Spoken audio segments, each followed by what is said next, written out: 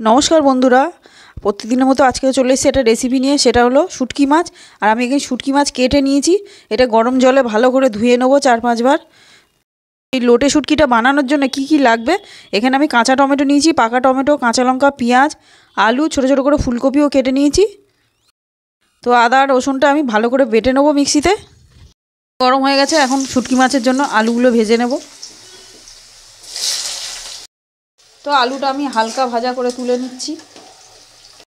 তো একটু কপিটাও ভেজে নেব।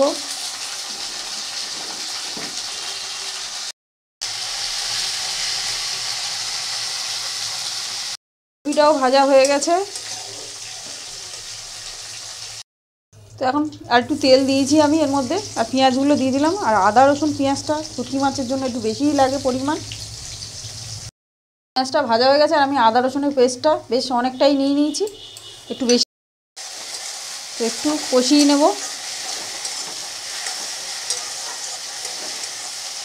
আমি পরিমাণ মতো নুনটা দিয়ে দিলাম, পরিমাণ মতো হলুদ। তো কতগুলো কাঁচা লঙ্কা দিয়ে দিলাম, কারণ এটা ঝাল ঝাল ভালো লাগে। আর কাঁচা টমেটো, পাকা টমেটোটা পাতলা পাতলা করে কেটে রেখেছিলাম, ওটাও দিলাম।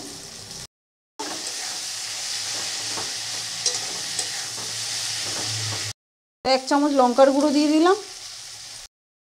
তো শুটকি মাছগুলো আমি ধুয়ে পরিষ্কার করে রেখেছি, গরম জলে প্রথমে ধুয়েছি, তারপর ঠান্ডা জলে ধুয়েছি। মাছটা দেওয়ার পরে একটু ভালো করে কষিয়ে নেব। শুটকিটা আমি ভালো করে কষিয়ে নিয়েছি।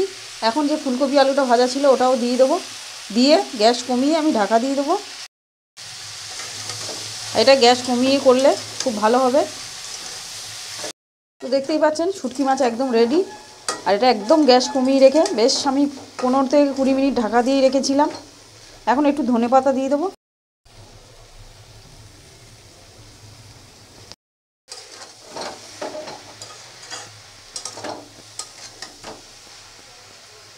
শুটকি মাছের রেসিপি একদম রেডি, এবার নামিয়ে নেব।